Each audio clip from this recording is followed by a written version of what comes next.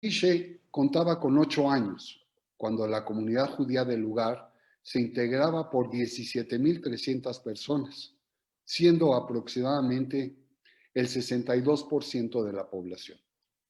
¿Cómo fue la vida de él ahí? Bueno, buenos días a todos y les voy a platicar un poquito de lo que él me platicó. Él era el más chico de 8 hermanos, eran una familia religiosa y todos por generaciones fueron joyeros. Él era una persona callada, muy tranquilo, muy creativo y sus papás lo mandaron al Heider, o sea, a la escuela para que aprendiera el abecedario y aprendiera algo. Pero mi papá dice que en lugar de aprender, a él le llamaba más la atención estar dibujando, estar cantando cancioncitas, siempre tarareando, que él venía el rabino, hasta le jalaba las orejas para que dejara de cantar y de dibujar y se concentrara en lo que le estaban diciendo.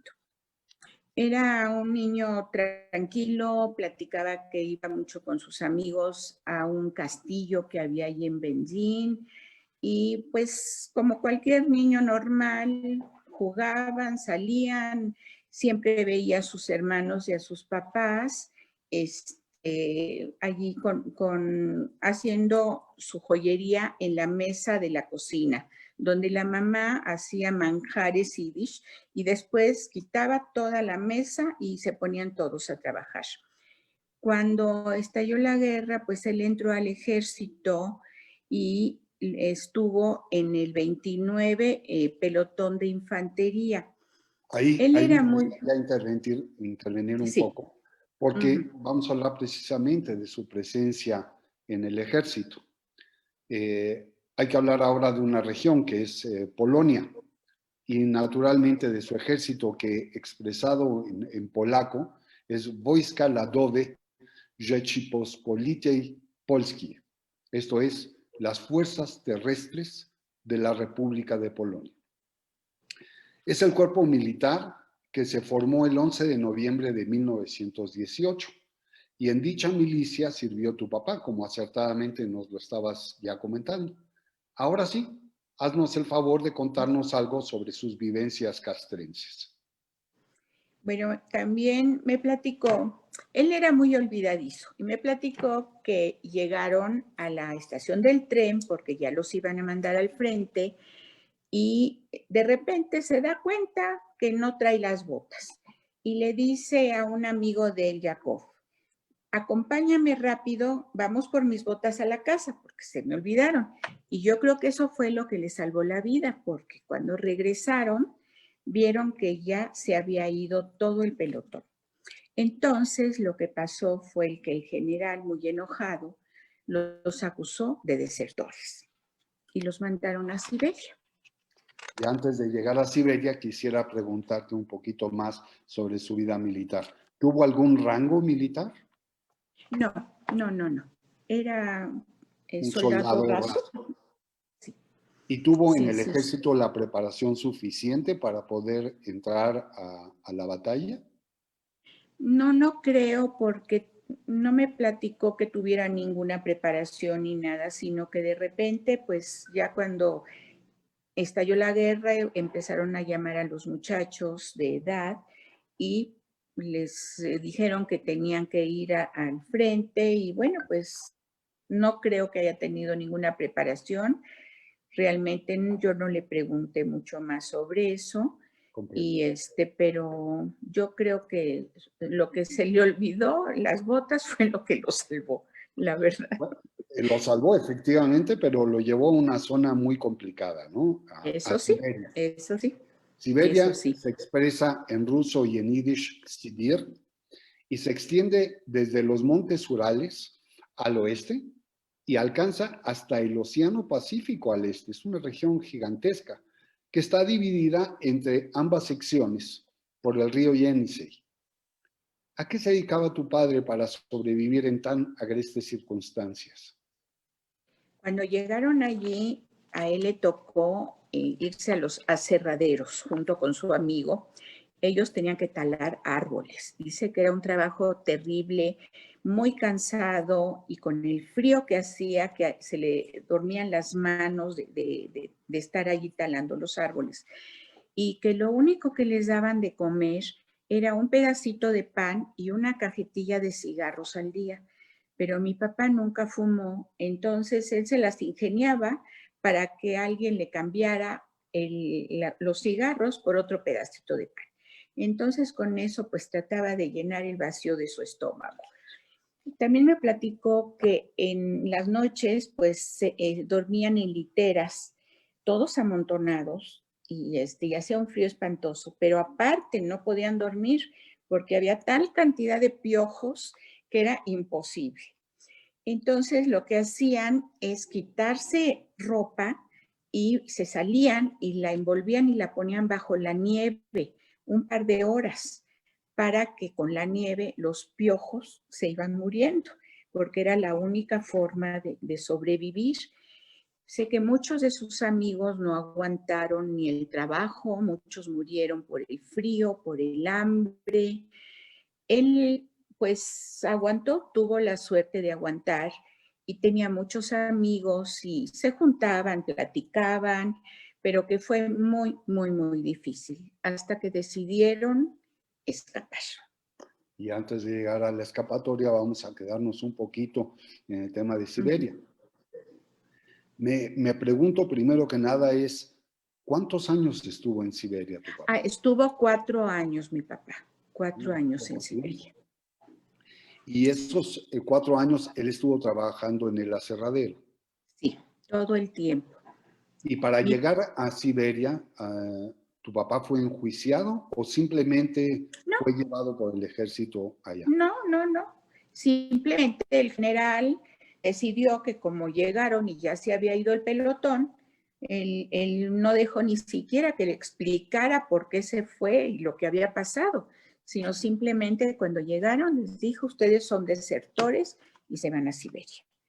O Y sea, y pues perdón, tuvieron adelante. que obedecer.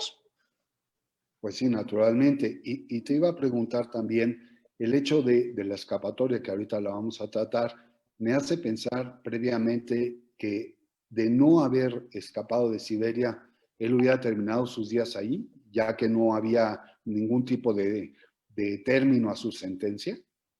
Pues yo creo que sí, quizá hubiera muerto antes, porque te digo que me decía que era terrible, se le dormían las manos, se le dormían los pies, había veces que no sentía, ni siquiera se envolvían los pies con trapos, con ropa, pues con lo poco que tenían, ¿no? Porque tampoco tenían muchas cosas para abrigarse. Entonces, con lo poco que tenían, se envolvían, trataban pues de caminar o de mover los pies, las manos. Mi papá tenía manos muy fuertes, quizá por su trabajo, que era trabajar mucho con las herramientas de joyero, lo cual estuvo haciendo antes de que lo mandaran al ejército. Tenía manos fuertes. Y pues quizá eso le ayudó también, ¿no? Pero dice que no sentía. Es más, mi papi tenía 2 dedos pulgares muy chatos. No sé si por la forma de agarrar la sierra o no tengo idea, pero dice que era un trabajo muy, muy difícil. Pero pues allí lo tuvieron, ahí se hizo de amigos y pues hacía su trabajo, pero siempre pues, con la ilusión de poder salir de ahí algún día, ¿no? Y no Naturalmente. morirse como tantos de sus amigos. Dime, ¿era alto, era bajo, era flaco, era gordo? Mi papá era normal, no era ni flaco ni gordo, era como de unos 70, más o menos medía. No era una persona muy fuerte, no era alguien que le gustara hacer ejercicio, le gustaba cantar, eso sí le gustaba. Cantar, tocar instrumentos, eso sí, pero Eso hacer ejercicio no. llegaremos en su oportunidad. Platícanos un poco de la escapatoria, por favor. Pues fíjate que de eso desgraciadamente no sé mucho, porque nunca pregunté. Ya sabes que, pues antes uno no preguntaba y tampoco ellos estaban en la mejor disposición de platicar. Entonces, no sé cómo escaparon. Lo que sí sé es que fue difícil y que llegaron a un lugar que se llama Kerminé. Allí en Kerminé encontraron a muchos judíos y decidieron quedarse un tiempito allí. ¿Cuánto? La verdad no sé. Pero allí fue donde él también se hizo de más amigos y como iba con él también Jacob, su mejor amigo, pues estaban siempre juntos y tratando de hacer amistades, tratando mi papá, donde llegaba mi papá trataba de trabajar un poquito en joyería, porque eso es lo que él sabía y muy bien. Y bueno, pues allí para su buena suerte y para la mía, se encontró con mi mamá. Kerminé está en qué país. Rusia, estaba en Rusia. Correcto. Ajá. Y allí oía mucho que todos estaban planeando ir a Uzbekistán y a Pero Tashkent. antes de llegar a Tashkent, quisiera concentrarme un poco en cómo conoció a tu mamá, si se casó allí con ella. Sí, sí, sí, sí. Allí encontró a mi mamá, que mi mami venía huyendo de Baranovich, de Polonia. Venía con su primer esposo, Benjamín, y dos hijos, Motl y Matl. Creo que tenían alrededor de 16 años y mi hermano 13, 14. Y desgraciadamente en la huida, pues les tocaron bombardeos y todo. Y mi mamá llegó a Uzbekistán y a Kerminé, y allí su esposo no había que comer, entonces su esposo buscaba pues lo que podía para darles de comer a ella y a sus hijos. Y mi hermana se dedicó a trabajar de sirvienta en donde podía. Mi hermano pues robaba un poquito de pan por acá, un poquito de pan por allá, pero había mucha hambruna, demasiada, y su esposo comió un día una cosa que es majuque, que yo creo que es algo que le daban a los caballos. Y no sé exactamente, no sé si eran los betabeles, lo que rayaban de los betabeles, no supe muy bien nunca, pero así decía que era majuque. Y eso lo comió su esposo y estaba envenenado. Entonces el señor murió a los 41 años. El Benjamín, su primer esposo, era una persona, él sí era una persona muy, muy fuerte y muy atlético, pero por desgracia murió allí envenenado y lo enterraron allí en un panteón. Nadie la acompañó más que un amigo de ella, de los mismos que hicieron allí. Me platicó mi mamá que él fue el que la acompañó a enterrarlo en un panteón judío en Kerminé. A ver, vamos a hacer un poquito de genealogía. Tanto te gusta a ti y creo que un poquito a mí. Sí. Vamos a platicar un poquito, entonces, regresando al tiempo, sobre Zishe. ¿Hermanos tenía? Sí, tenía 7 hermanos. El mayor de ellos, Saúl, se salió de Polonia y se fue a Estados Unidos como a los 15 años de edad y nunca más regresó. Los otros hermanos se quedaron todos ahí en Bendín con sus familias ya casados. Creo que todos ya eran 2 hermanas y el resto hombres. Ya estaban casados, tenían sobrinos, tenían ya niños y todo, pero por desgracia a todos los mataron en Auschwitz. Vinieron por ellos después de que mi papá lo mandaron a Siberia. Él se enteró por amistades que fue encontrando en diferentes lados, no sé, en Estados Unidos, en Israel, cuando estuvo, no sé, que le platicaron que a todos ellos se los llevaron y primero los llevaron a un campo de concentración que estaba allí, creo que en Berlín, y de allí se los llevaron a Auschwitz.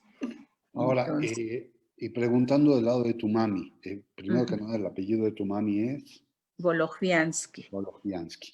Volochviansky. ¿Ella originalmente de dónde es? Baranovich y Polonia. Entonces, la familia pasa de Baranovich hacia Kerminé. ¿Por Uh-huh. qué llegaron allí? Porque su esposo, Benjamín, él era de Parichi, de Rusia. Entonces él tenía su familia allí y le avisaron que había comenzado la guerra y que estaban bombardeando. Entonces él llegó un día a la casa con mi mamá y le dijo: Leye, ensilla la carreta, los caballos, y dónde están los niños y vámonos. Pero mi hermana estaba en un lugar que se llama Slonim con una tía. El único que estaba ahí era mi hermano Motl, que era también muy ágil y muy vivaracho. Entonces rápido ensilló puso los caballos en la carreta, ayudó a mi mamá a subir todas las cosas y lo único que hicieron fue esperar a que llegara Matre, mi hermana mayor. De allí enfilaron, iban a Parichi, pero creo que primero tenían que pasar por Slutsk, otro pueblo que está allí, creo que en Polonia, pero reventaron uno de los puentes, entonces no pudieron pasar. Entonces agarraron por otro lado que era un bosque, y en el bosque, por desgracia, de repente vieron que llegaban 2, 3 aviones alemanes a bombardear. Entonces, el esposo de mi mamá, Niome, les dijo: bájense rápido y métanse bajo la carreta. Eso fue lo que hicieron, se bajaron Motl, Matli y mi mamá y se metieron abajo de la carreta y él también. Y pues sí vieron cómo bombardearon muchísima gente que iba a pie, con carretas, con niños, con bultos, con animales, con lo que pudieron sacar. Y ellos cuando pasó esto, bueno, fue una matanza terrible. Se volvieron a subir a la carreta y siguieron, pues sí, desgraciadamente, eso me lo platicó mi mamá, también sobre cadáveres, sobre gente muerta o semi-muerta, y encontraron a una niñita de 4 años que estaba llorando junto a sus padres que habían muerto. Entonces la levantaron, se la llevaron con ellos y atravesando un bosque encontraron a los partisanos y allí se bajaron y dejaron a esta niña en manos de ellos. Y siguieron adelante. Pasaron, yo me imagino, otros pueblitos tratando de llegar a Parichi, pero nunca pudieron llegar allí. Entonces llegaron a Kermene. Muy interesante. Y allí fue Ahí es donde murió. están tus padres. Sí, allí fue Dime donde una cosa, ibas a empezar a narrar sobre la presencia en Uzbekistán. Y Uzbekistán desde 1924 fue una de las repúblicas rusas de la propia Unión de Repúblicas Soviéticas Socialistas. Y de allí provienen los judíos bújaros. Es una tierra rica en algodón, en oro, en uranio y en gas natural. Representa un lugar francamente importante para Aziche. En Uzbekistán está Tashkent, la ciudad de piedra, como es conocida. De hecho, esa es la traducción en el idioma turcomano. Y es el principal centro económico y cultural de Uzbekistán, en donde efectivamente vivió tu papá y también tu mamá. Platícanos un poco de su vida en Tashkent. Perdón, se me olvidó decirte, se casaron en Kermene y antes de salir hacia Uzbekistán, y también se casó mi hermana con su mejor amigo, con Yakov. Los dos se casaron en Kermene, fue a 2 por 1. De allí siguieron a Uzbekistán. En Uzbekistán sé que le fascinó a mi papá el clima, porque viniendo de Siberia, pues te puedes imaginar, la gente era muy amable, todos musulmanes, pero no tenía ningún problema con los judíos, que llegaron muchos. Y llegaron, pues, desde a un paraíso, porque había que comer, había frutas secas, había, pues, muchas cosas, ¿no? En que trabajar. Él se dedicó, como siempre, a su joyería. Mi hermano Motl se metió a trabajar a un ingenio azucarero. Mi hermana ya estaba casada, entonces su esposo también consiguió trabajo. Y bueno, vivían muy tranquilos, estaban muy contentos con el clima, con la gente. Mi papá, pues como siempre, distraído, ¿verdad? Trabajando en lo suyo y tarareando sus cancioncitas y haciendo su trabajo, que la verdad, digo, está mal quizá decirlo, pero mi papá era un artista en la joyería. De veras, él dibujaba sus propios modelos, los hacía y dibujó pues varios cuadros, los cuales dos de ellos los doné a Justo Sierra. Ahí están colgados subiendo las escaleras, porque él dibujaba siempre jasídicos y rabinos. Atrás de mí hay uno que creo que ya lo tienen ustedes, es un tío de él, que era un rabino, y siempre se dedicó a dibujar mucho ese tipo de cuadros. Entonces, a él le gustaba mucho dibujar. Entonces, él hacía sus modelos, hacía su joyería y a eso se dedicó en Uzbekistán. Creo que conocieron también Samarcand, porque me platicaba que fueron a Samarcand y estuvieron paseando un poquito, pero él estaba muy feliz, la familia estuvo muy feliz. Estuvieron allí cerca de un año, pero en una ocasión dice que llegaron muchachos de la Haganá de Israel y les dijeron que los iban a sacar de allí, que porque los querían llevar a muchos, pues los que se quisieran ir a Israel, ya había terminado la guerra, y a otros los iban a repatriar.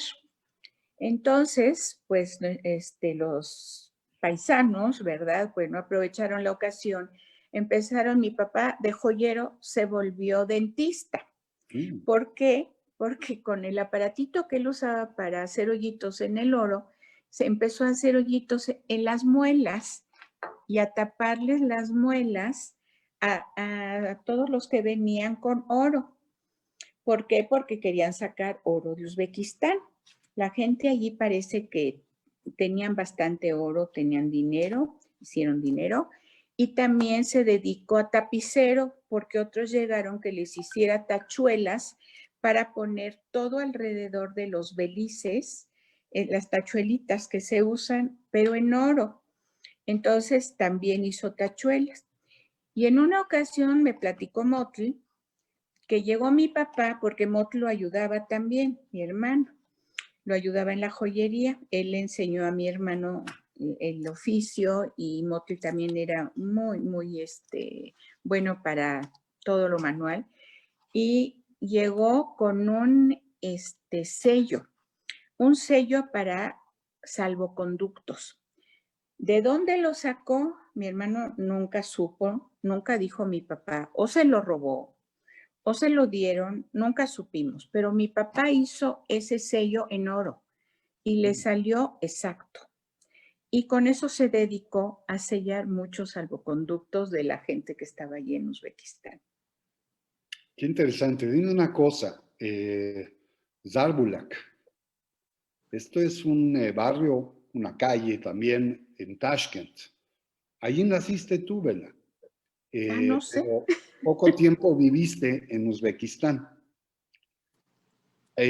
¿A dónde continuó la travesía de la familia? Después, ¿Por qué se fueron de Tashkent si estaba tan a porque, gusto tu papá? porque llegaron los de la Ganá a decir que los iban a llevar a muchos a sus lugares de origen, donde los que quisieran regresar, y a muchos a Israel.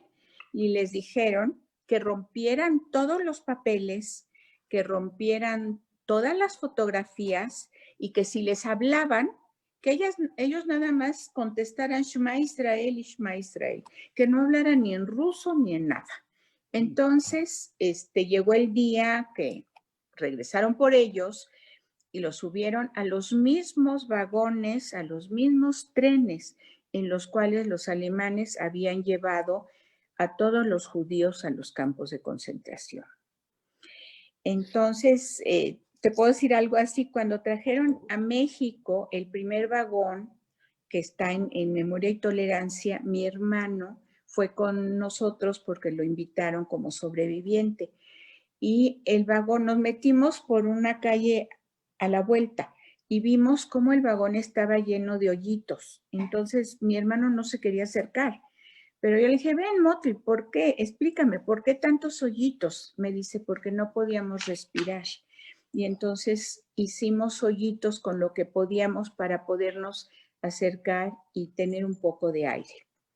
Bueno, Es un regresando. pasaje que también está, no, es muy interesante, es un pasaje que de alguna manera me recuerda a La noche de Elie Wiesel, donde él narra también su terrible experiencia estando en un vagón de tren.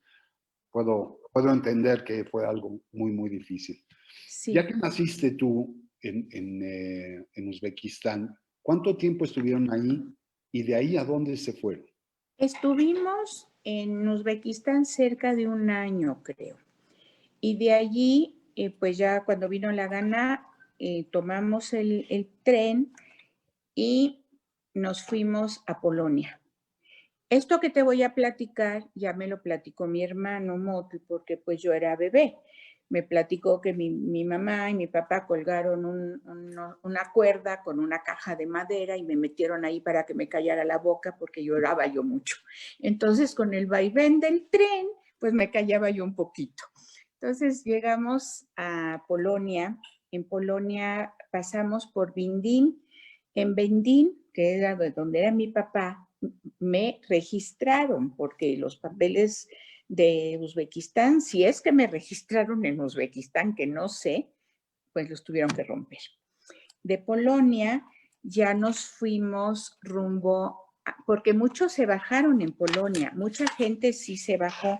Ellos no quisieron porque dice, me platicó mi hermano que pasaban por muchos pueblitos donde los alemanes no alcanzaron a enterrar a los muertos en las zanjas. Entonces veías manos, pies, taleisim, que estaban cabezas, o sea, no alcanzaron a enterrarlos bien, entonces dejaron, y era una cosa horrible. Entonces, ni mi mamá, ni mi hermana, ni nadie de mi familia se quería bajar ya en Polonia en ningún lado. Se siguieron hasta Praga. En Praga bajaron y estuvieron creo que un mes. Bueno, estuvimos, pero estuvimos un mes y allí también me platicó mi hermano que fue muy difícil. No les faltaba comida porque la Ganá iba todo el tiempo con ellos. Ellos y les daban latas de corn beef, muchas latas de corn beef para que se alimentaran. Y allá en Praga dormían pues donde podían, muchas veces en parques, y envolvían sus ropas y envolvían zapatos, porque si no en la noche amanecían sin botas, sin zapatos, les robaban lo que podía, la gente robaba lo que podía. ¿En qué año estamos ubicándonos? Pues yo creo que como en el 46, porque yo nací en 46. Correcto. Entonces, y ya estuvieron allí como un mes y después de allí decidieron seguir a Ulm.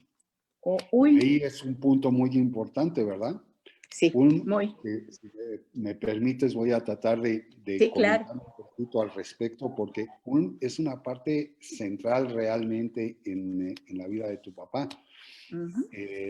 Y por eso creo que debemos darle un pequeño espacio, ¿no? Está localizada en Stuttgart, entre Stuttgart, perdón, Augsburg y Múnich. Es conocida como la capital del Imperio de Niebla por su poca exposición al sol. Más allá de esta población, implica un violín, el violín de Zische, un Anton Schoete producido en Millenwald, en Bavaria. Dime, hay muchas preguntas, te las voy a formular todas para no interrumpirte. Sí. ¿Qué motivó a tu papá de comprarlo? ¿Acaso lo ejecutó con el fin de allegarse recursos o de sobrevivir en el campo de refugiados? ¿Qué tipo de música tocaba tu papá con ese instrumento allá en Ulm? Bueno, cuando llegaron, los llevaron a un campo de refugiados y donde llevaban a todos los que iban llegando. Mi hermano tuvo la suerte, como él era muy ágil y sabía montar a caballo muy bien, de que le dieran el puesto de policía. Entonces, él era uno de los que cuidaba porque llegaban los alemanes y les gritaban en alemán judíos cochinos y querían meterse. Entonces, mi hermano estuvo al tanto de la parte policíaca. Mi papá empezó a hacer lo que sabía hacer, arreglar cadenitas, soldar, todo lo que era joyería y pues hacer amigos. Un día irse a pasear, le gustaba mucho pasear por allí y se encontraron allí en Ulim con unos primos de mi mamá que venían huyendo porque habían matado a todos sus padres, también en Baranovich, a sus padres, a sus hermanos, y ellos se metieron a la resistencia. Y entonces por eso sobrevivieron, se salvaron porque se echaron junto con sus padres y sus hermanos cuando los mataron a una zanja y estuvieron allí horas. Y después salieron, cuando ya no había ruido, salieron a medianoche, se fueron al bosque y ahí se unieron a la resistencia. Y de allí, pues después de la guerra, se siguieron y llegaron a Ulim. Después ellos fueron al juicio de Nuremberg. Entonces mi mamá al encontrarlos, bueno, estaban felices, mi papá, platicaban mucho sobre todo eso. Y un día mi papá se desaparece y se va todo el día y de repente llega con un estuche todo destartalado, viejo, y le dice, mi mamá, ¿qué trajiste? Pues compré un violín. ¿Para qué? ¿Qué quieres un violín? Mi papá le gustaba tararear canciones, se le hizo fácil. Mi papá nunca estudió música, jamás, pero tenía muy buen oído, por lo visto.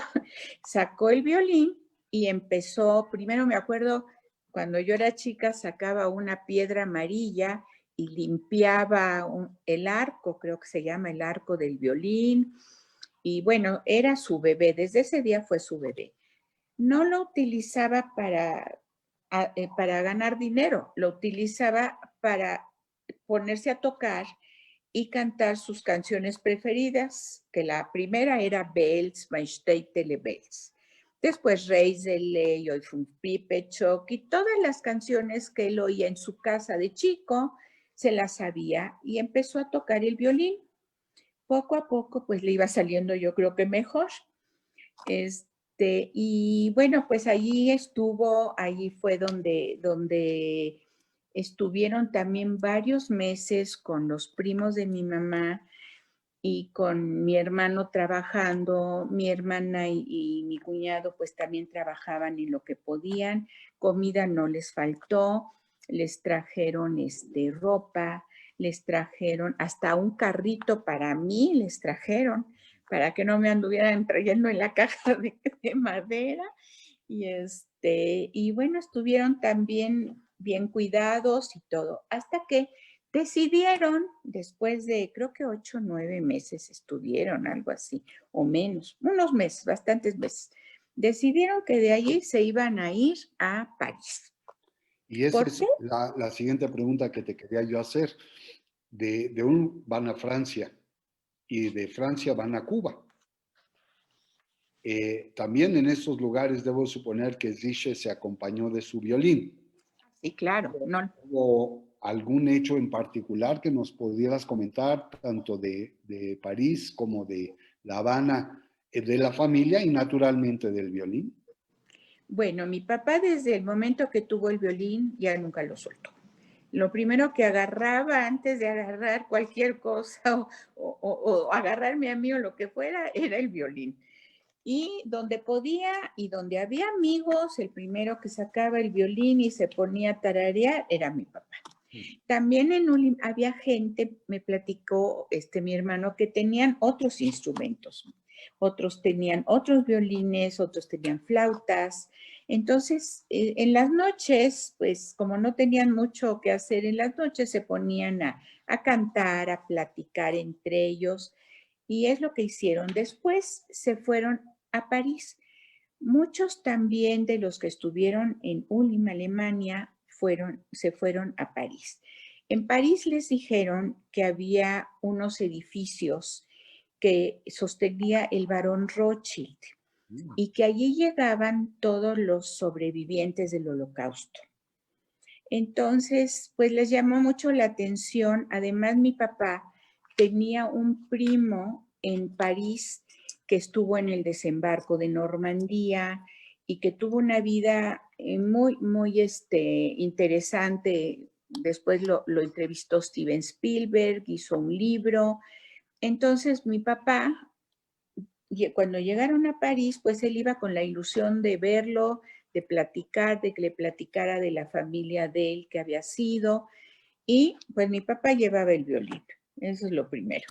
Llegaron y sí realmente los llevaron a dos edificios que había, que el barón Rothschild sostenía. Junto había un asilo de ancianos y había un hospital para niños. Tuve la suerte de que mi hermano tenía una cabeza extraordinaria y mi hermana también. Y por más que yo quería que me llevara después a conocer, me dijo, un día te voy a llevar. No me acuerdo muy bien, pero te voy a llevar. ¿Qué hizo en París? En París se salían a pasear, a ver las modas, mi mamá y mi hermana, a los cafecitos, mi papá con su violín, y donde podía lo tocaba. Digo, no por ganar dinero, sino simplemente estaba contento, estaban felices, tuvieron comida, no les faltó nada. Mi papá se puso a trabajar, tuvo chamba porque mi hermano le ayudaba y conseguían clientes para la joyería y vio al primo y este primo también le mandaba clientes. Y pues estaban muy contentos en Francia, o sea, no les faltaba comida, ni no les faltaba dónde estar, ¿verdad? Y después decidieron, después de un tiempo llegaron unas personas de la Joint, creo que es una Nada más te organización. interrumpo antes de que hables del joint, porque es muy, muy importante. ¿Estás viendo la imagen? Sí, ¿Y qué es esa imagen? son los edificios. Del hospital El de niños hospital, y patrocinado por Barón Rothschild. sí. Adelante, por favor. Nosotros, te voy a hacer ahora sí como en karate, me voy a meter un poquito. Hace unos años, de que logré convencer a mi hermano que fuéramos en un crucero que paraba en París y que él me llevara a conocer los edificios, lo pude conceder, lo convencí y fuimos. No teníamos dirección, nadie sabía la dirección, más que mi hermana se acordó cuál era la estación del metro y mi hermano que había un hospital junto y un asilo. Así preguntamos en el hotel allá abajo y les dijimos que era algo histórico, no sé qué, nos fuimos a pasear, regresamos y teníamos la dirección. Y al otro día nos subimos al metro, creo que la última estación era Alción, y nos fuimos hasta la estación de Alción. Mi hermano estaba, no, ¿qué te puedo decir? Vuelto loco. Llegamos y encontramos el asilo.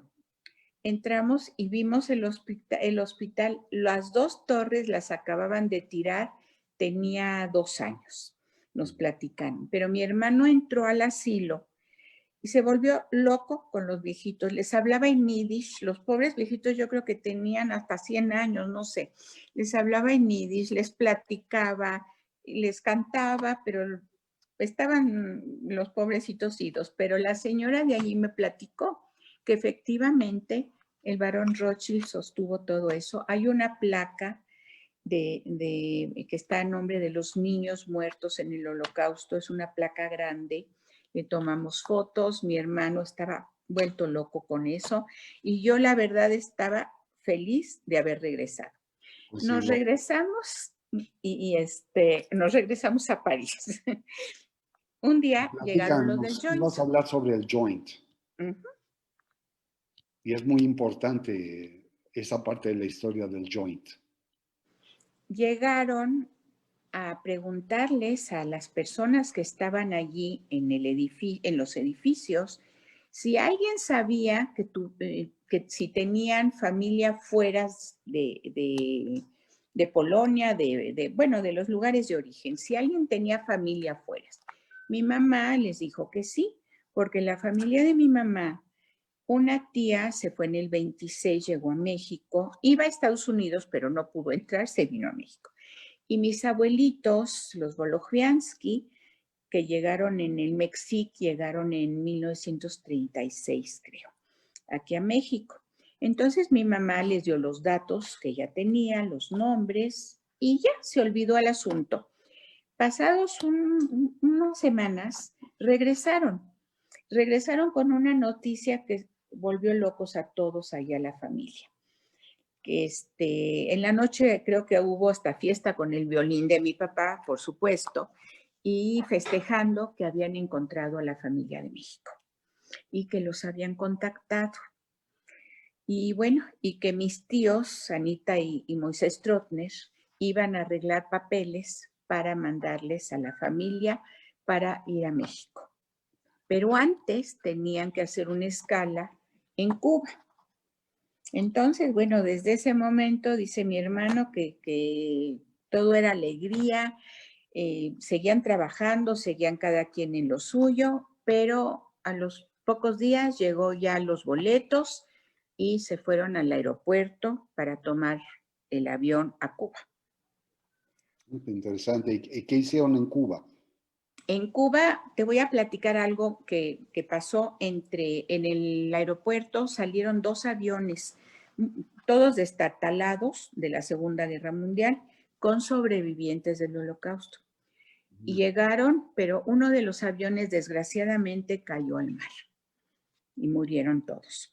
El avión donde veníamos nosotros solamente se le cayó un pedazo de cola, pero pudieron aterrizar en Bermudas. Entonces en Bermudas los llevaron a un hotel, dice mi hermano que era la primera vez que dormían en una cama así muy, no sé cómo se dice, pujkedik, muy Muy bueno, realmente así como que muy confortable. antiguo. Sí, y había agua caliente para bañarse. Estuvieron 2 días mientras arreglaban el avión y llegaron a Cuba.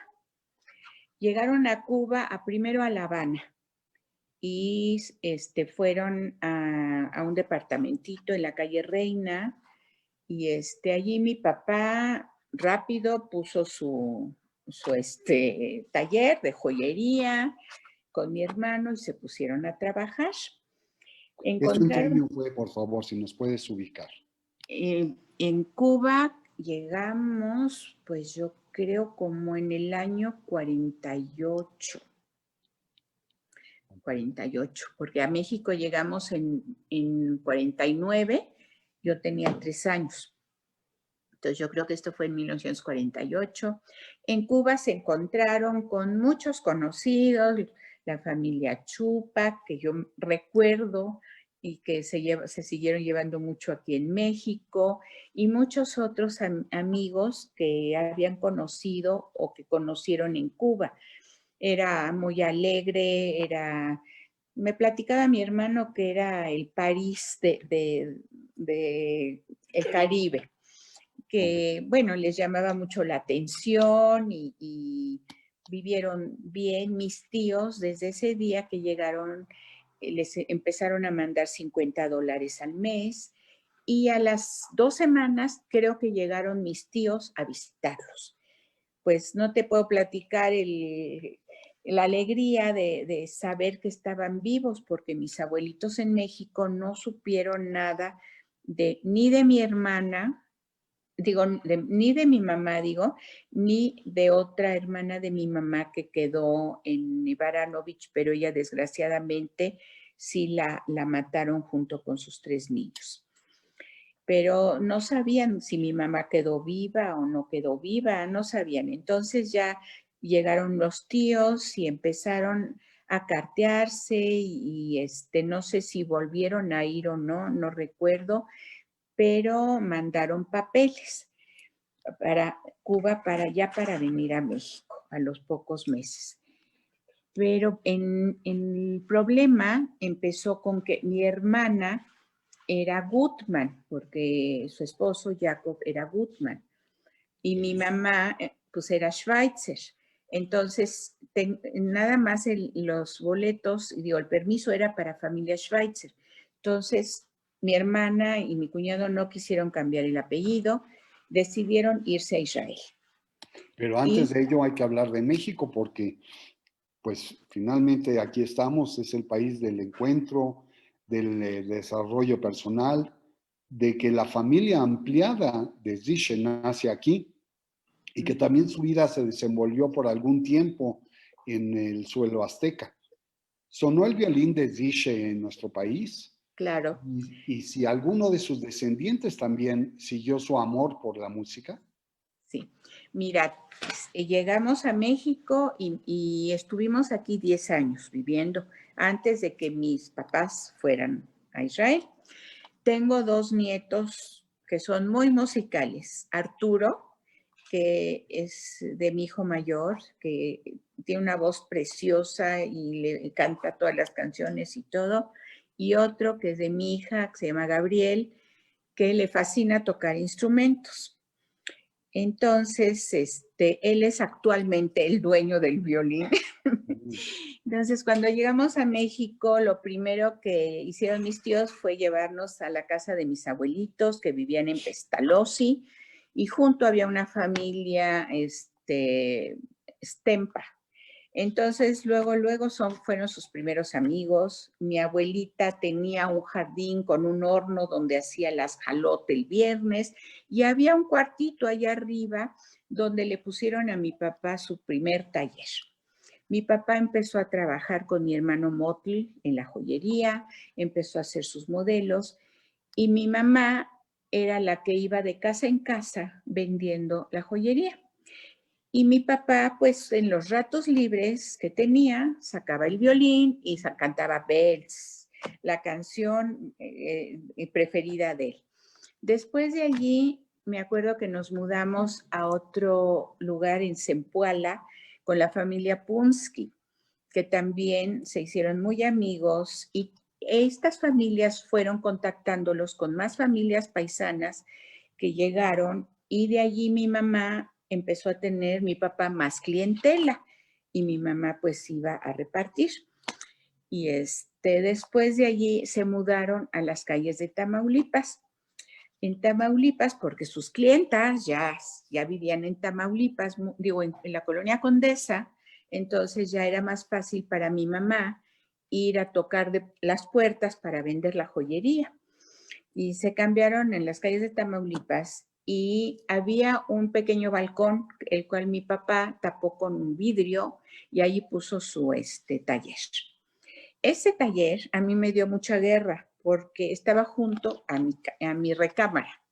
Entonces mi papá todas las mañanas agarraba el violín y para que me despertara, en lugar de ponerme cri-cri como a muchos niños, mi papá tocaba el violín y me cantaba Bells, Mein Steitele Bells. Entonces yo le decía, papá, cállate, ya no me despiertes. No, me dice, es que si oigo el violín en la mañana y canto, voy a tener un buen día. Mi papá le gustaba mucho ir a pasear a la Alameda porque oía los organilleros. Íbamos, mi hermano ya se había casado, tenía poquito de casado, y tenía una tienda en La Lagunilla, la cual todavía existe, y íbamos mucho para allá, pero antes pasábamos a Garibaldi. En Garibaldi le fascinaba a mi papá pararse a oír a los mariachis. O sea, él siempre donde había música, él estaba. Y después íbamos a conocer, a visitar a todos sus amigos de La Lagunilla, de todos lados que iban conociendo, ¿no? Muchas familias que me acuerdo que me llevaba al centro con sus joyeros, que entonces eran el señor Federman, el señor Kronstadt, el señor Titievsky, y que me fascinaba ir allí porque tenía un elevador de esos muy antiguos que cerrabas así como una reja Y fui conociendo a mucha gente que mi papá les trabajaba en joyería, porque te digo, la verdad era muy, muy bueno. Y de repente, pues todo iba muy bien. Pasaron 10 años, mi hermano se casó, tuvo familia acá, toda la familia de mi mamá acá, pero a mi mamá se le ocurrió que quería irse a Israel porque allí vivía mi hermana. Y ahí vamos a hacer un alto, porque Israel es la patria común de todos los judíos y una real bocanada de aire fresco en la posguerra. Si bien a tu mamá se le ocurrió ir a Israel, también para Zishe, el moderno Estado judío, fue importante. ¿Nos puedes comentar algo al respecto? Sí, bueno, primero te voy a decir que mi papá casi, casi se fue arrastrado, porque él no quería ir, él estaba muy contento en México. ¿En qué año Pero fue, Ben? esto nos fuimos a Israel en el 58, sí, porque regresamos en 59 nosotros, en el 58. Y nos fuimos primero a Nueva York en camión y fuimos a visitar a mi tío Saúl, el hermano mayor de mi papá, porque él vivía allí y él trabajaba en Tiffany's, donde después metió a mi papá más adelante, y también en joyería. Y estuvimos un par de días, trataron de convencer a mi mamá que no se fuera a Israel. Creo que lo hicieron 2 veces, creo que el intento de mi mamá fue 2 veces, pero a la segunda ya no lograron detenerla y nos fuimos a Israel. En Israel llegamos y nos dieron una casita en un shikun Momkim, se llamaba, junto al Parque Leumí, un parque que no tenía entonces nada. Y a mí me metieron a estudiar otra vez, creo que 6º año de primaria, aunque venía yo del colegio israelita, no sabía nada de hebreo, porque a mí me hablaron en yiddish, no en hebreo. Entonces volví a repetir allí y mi papá, pues lo primero que hizo fue ir a buscar a su primo, Auschen, que era Sami, que estaba en París y después se fue a vivir a Israel, y para ver si le conseguía algún trabajo. Entonces estuvimos allí, mi mamá pues estuvo trabajando de niñera, estuvo en varias cosas, visitábamos a mi hermana, pero bueno, mi hermana tenía su familia, tenía su quehacer y pues mucho caso no hizo tampoco de la familia. Entonces, ¿Vivieron en Tel Aviv? no, era Ramat Gen, Ramat Gan. junto al Parque Leumí, en Ramat Gen. Correcto. Era un shikun muy bonito que yo después tuve la oportunidad de regresar a conocer y ahí estuvimos pues 1 año, 3 meses en Israel. Y yo fui feliz, la verdad, yo estaba encantada, conocí niños de todo el mundo y todo, pero mi papá y mi mamá empezaron a tener un poquito de problemas, ¿verdad? Porque pues mi papá trabajaba así en lo mismo, en joyería, y pues sí tenía algo de clientela, pero mi papá extrañaba mucho, mucho México. Y pues empezaron los pleitos y, para no hacerte el cuento muy largo, pues terminaron divorciándose en Israel. Pero a ver, ¿qué te parece esta imagen que te estamos compartiendo? ¿Te es conocida? Es Israel, ¿no? Es Ramat Gan.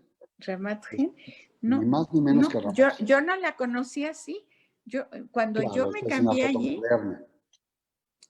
había 4 shikunim, ¿sí? Ujú. Así como ¿qué te diré? Como un cuadrado había, y había un parque junto que dijeron que iba a ser el parque más precioso, el Parque Leumí, Ujú. pero mi escuela estaba cerca, pero no había nada, nada. Y cuando Así era volví, Israel en ese no, entonces. pues no había nada, estaba desierto. Claro. Pero te digo, yo fui muy feliz allí. Un día mi papá decidió que pues se iba y se llevó. Se me olvidó platicarte que de ida en el barco bajamos en Palma de Mallorca y mi papá se bajó, yo también, a mí me compraron una muñeca y mi papá se compró un acordeón roja preciosa. Mi papá no sabía acordeón tampoco, pero empezó a tocar el acordeón y bueno, en mi casa cuando llegamos era violín, acordeón, había música. Después, pues ya hubo otro tipo de música, ¿verdad? Pero bueno, Y terminó dime una mal. cosa, cuando la familia tiene ese desencuentro, ¿ustedes regresan a México? ¿Tu papá se queda en Israel? Sí. ¿Y de Mi, Israel qué pasa con tu papá? mi hermano insistió en que nos regresáramos a México, mandó boletos y nosotros, mi mamá y yo, nos regresamos. Mi papá se queda en Israel y pues yo, la verdad, 20 años no tuve contacto con él. Supe, sí sabía yo por medio de mi tío Shaul, que él vivía en Nueva York, que él me quería mucho y por medio de él supe que él se casó allí con una señora Brenda que tenía 2 hijas, que ella también era sobreviviente y que vivían en Israel y estuvieron ahí unos años, pero creo que después decidieron emigrar a Nueva York, porque mi tío le escribía a mi papá que se fuera, que él lo iba a meter a Tiffany's a trabajar, que era otro tipo de vida, que ahí estaba él, y ella creo que no tenía familia porque su esposo también murió muy joven en la guerra. Entonces ella se fue con sus 2 niñas, Debbie y otra hija que no sé el nombre, y se fueron a Nueva York. Llegaron a Nueva York, vivieron en Bronx. Yo sabía todo eso por medio de mi tío, porque mi tío es el que me platicaba. Yo en ese entonces, bueno, cuando él se casó allá, yo me casé acá, porque cuando regresé de Israel entré a estudiar mi carrera, terminé mi carrera y me casé. Entonces teníamos los mismos años de casados los dos. Y tengo 4 hijos divinos, 6 nietos maravillosos y pues 20 años, la verdad, físicamente no lo vi. Cuando iba a hacer la bar mitzvah de mi hijo mayor, yo lo busqué por medio de mi tío y lo invité. Y pues sí vino mi papá y para eso creo que él ya se había ido de Nueva York, porque la hija mayor de ella tuvo un accidente y se cayó de un edificio y se mató. Entonces ya no quisieron seguir en Nueva York, se fueron a Miami. Pero antes de llegar a Miami, vamos Uh-huh. a regresar a Europa, si te parece bien. Sí. Porque Miami es pues prácticamente el final de la vida de tu papá, según entiendo. Uh-huh. Y él llevó el violín a todos lados, pero también llevó, como lo has dicho en la entrevista, a Belz a todos lados. Sí. Ucrania abriga esta población de la región de Lvov y esta población fue fundada en el siglo X, habitada por judíos desde el siglo XIV y una cuna de una dinastía jasídica a partir del siglo XIX. Ocupó un lugar realmente muy cercano al corazón de tu papá. Y veamos por qué fue tan cercano Belz al corazón de tu papá. Si nos permites, vamos a dar la posibilidad de que el público pueda también observar una parte del video de tu papá. Déjame ver si tengo la oportunidad de poderlo compartir el video. Vamos allá.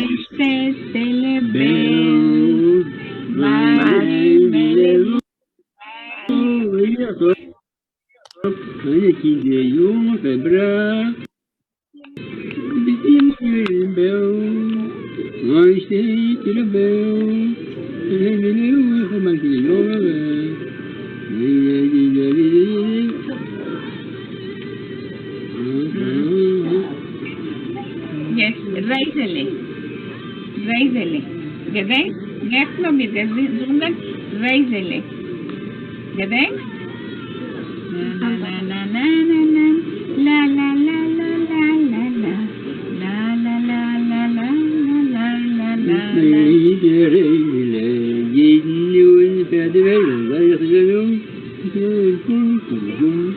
2, 3. Ja, was noch am nächsten gesungen? Olsun pripecho.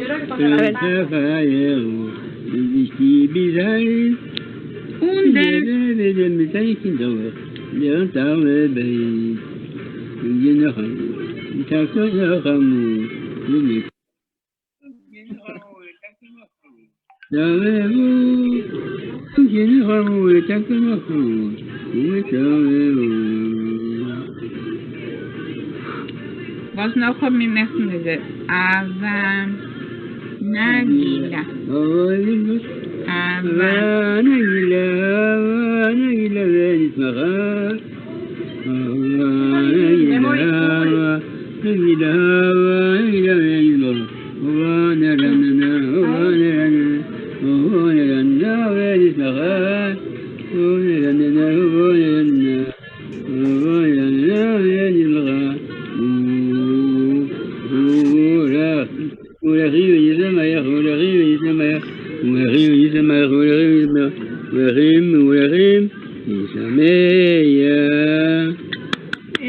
bravo.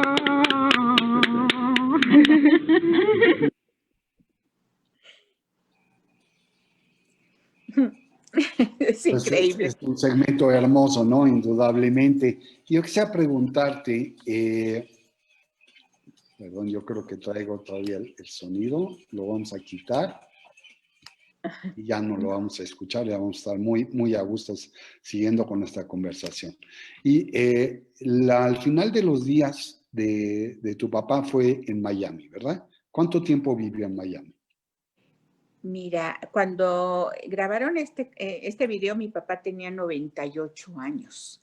Wow. Mi papá estuvo, yo creo que en Miami unos 15, 20 años. Se fue para allá con su hija Debbie.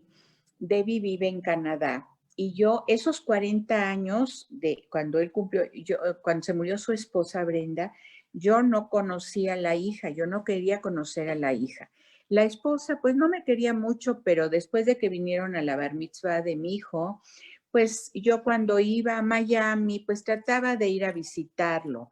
Y digo, no iba muy seguido, mis hijos todos fueron a visitar al Zeide, mis nietos fueron a visitar al bisabuelo, ¿sí? Y al asilo, porque cuando la señora ya se pone muy viejita, porque mi papá, quiero decirte que a los 95 años todavía andaba en bicicleta y todavía trabajaba y andaba cantando con su violín y ¿A qué edad falleció él? Mi papá falleció a los 98 años, como 2, 3 meses después, febrero, marzo, abril, mayo, junio, 4 meses después de haber cumplido 98 años. Y por lo tanto, unos meses apenas después de este video que tuvimos el privilegio de ver. Sí, sí, muy, muy, Y él era alegre en el asilo, lo querían mucho, porque además venía el rabino y le ponían, yo tengo fotos donde está con el micrófono cantando, le ponían el talit, le ponían los tefilim y rezaba, tocaba el piano, allí había un piano, entonces tocaba el piano y tarareaba sus canciones.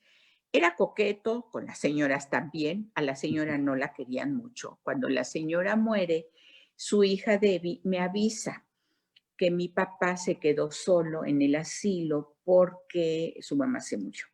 Y que si yo quería ir a verlo, que por favor le avisara para que ella fuera y que al fin nos conociéramos.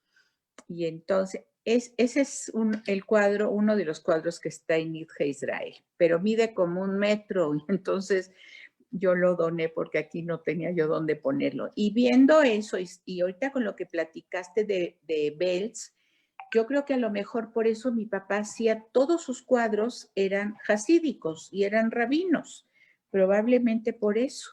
Yo no tenía idea de lo que era Belz o dónde era Belz. Y entonces dime cuando... una cosa, si podemos llevar la entrevista ya casi a su conclusión, pero a un punto de vista personal.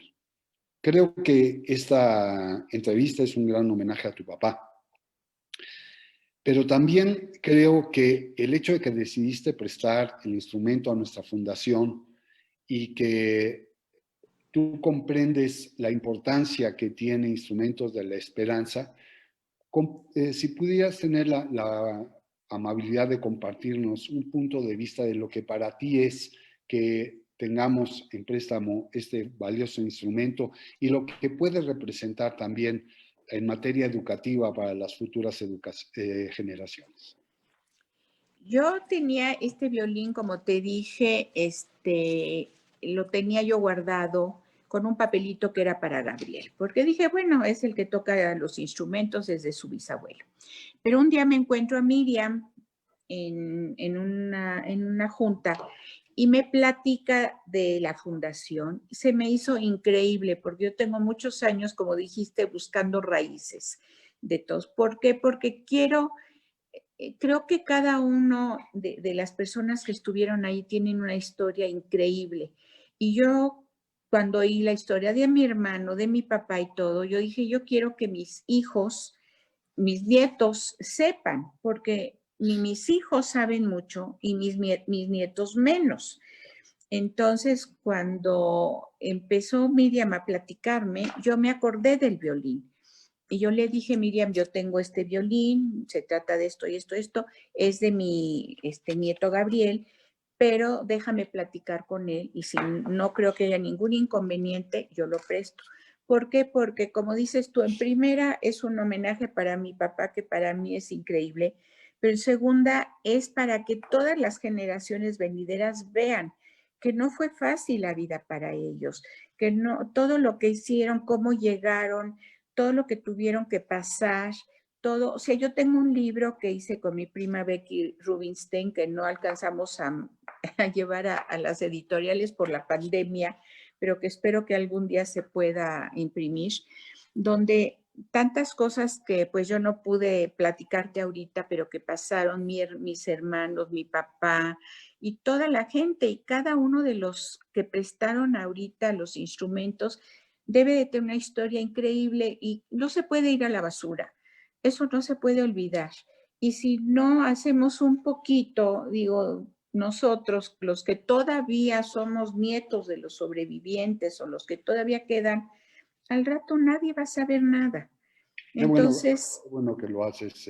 La verdad es de que es un honor poder entrevistar a personas tan cercanas a nuestro tema y tan sensibles como la entrevista que has tenido la oportunidad de darnos. Y yo quisiera cerrar a manera de un pensamiento final, antes de que veamos el video correspondiente a nuestra institución, que el violín de Zische goza de cabal salud, con tus memorias de un ser sensible como lo fue tu papá, no menos tú.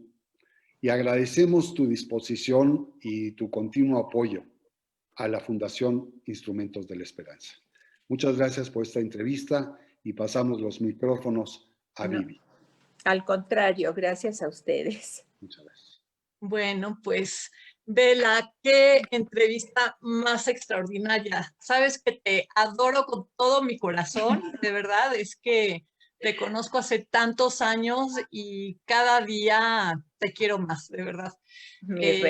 Ha sido extraordinario lo que nos has contado. No tenemos palabras para agradecerte que nos hayas confiado este maravilloso violín para que esté en la fundación y pueda servir para contar todas estas maravillosas historias.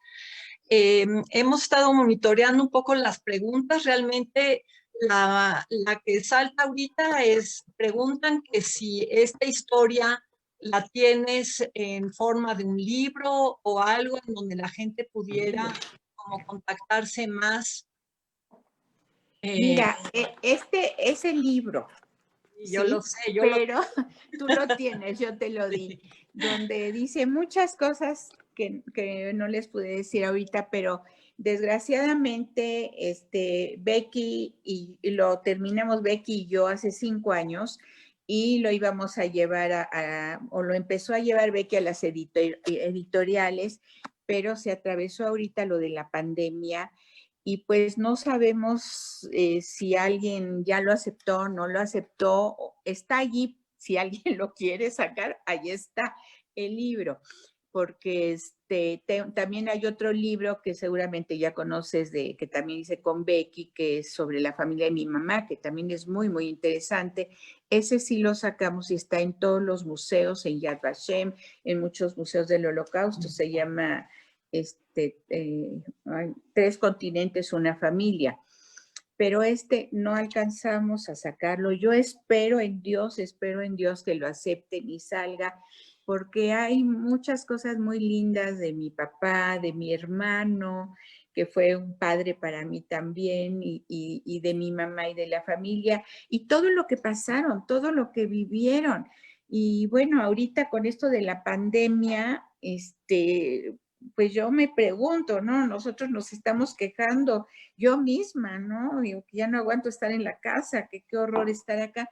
Y agarro el libro y le doy una ojeada y digo, no, mejor me callo porque todo lo que toda esta gente pasó y la hambruna que había, no había que comer, no había dónde dormir, no había no había nada, no sabían si mañana amanecían o no. Y uno se está quejando, bendito Dios, que podemos estar con casa, comida y todo. Entonces yo felicito a toda la fundación, a ti, mi reina, a Miriam, a Alex, que no tenía el gusto de conocerlo personalmente, por lo que están haciendo, y en lo que yo pueda ayudar, aquí estoy, ya lo sabes, y yo fascinada. Muchísimas gracias, Bela, de veras. Y les agradezco infinitamente esta entrevista, de veras. Muchísimas gracias, de veras. Bueno, creo que ya me creíste que de veras estamos muy agradecidos. Y ahora les recuerdo, por favor, si quieren saber más sobre nuestras actividades, que nos pongan en el chat sus correos para poderlos tener ya en nuestra base de datos. Y ahora, pues si nos permiten y tienen paciencia, son 2 minutos de un video muy lindo que solo recuerda cuál es la función de esta fundación y que ojalá todos nos puedan seguir apoyando para continuar con este increíble proyecto. Entonces veamos el video y me despido por parte de Instrumentos de la Esperanza. Alex, como siempre, brillante. Keila, siempre en nuestro corazón, muchísimas gracias. Y a todos los que han hecho posible esta entrevista. Buenas tardes. Gracias, muchas gracias.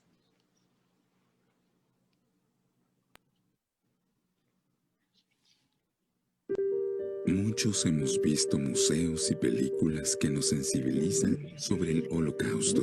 Sin embargo, muy pocos han podido escuchar un testimonio de viva Benny es el que le de tengo algún miedo. sobreviviente. Lamentablemente, cada día esto es y será más difícil, pues el tiempo pasa y muchos de ellos ya no viven o han perdido sus facultades para compartir su testimonio. Sin embargo, existe algo que puede dar voz a estos testimonios y que trascienda las barreras del tiempo. Todos sabemos que la música está arraigada a la historia del pueblo judío y en el Holocausto, muchos músicos tuvieron que sufrir con sus instrumentos las atrocidades de esta etapa. La mayoría de estos instrumentos viven abandonados o como un recuerdo apilados en casas. Instrumentos de la Esperanza es un proyecto dedicado a encontrar instrumentos relacionados con sobrevivientes que serán restaurados por expertos a fin de inmortalizar su historia y reincorporarlos en una orquesta que dé voz a esta historia.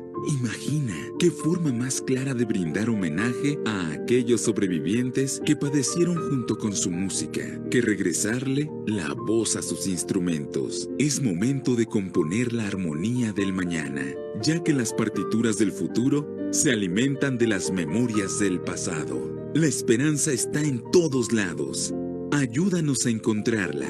Si conoces a alguien que tenga un instrumento o posees alguno, contáctanos o ayúdanos difundiendo. Instrumento.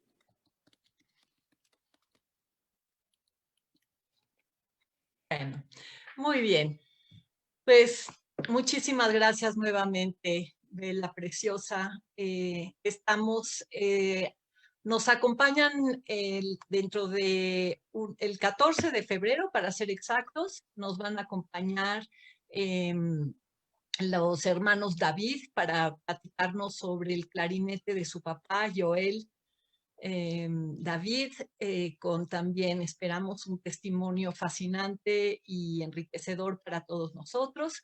Ahí en la pantalla pueden ver nuestros emails para que si tienen alguna información sobre algún instrumento, por favor, no duden en contactarnos.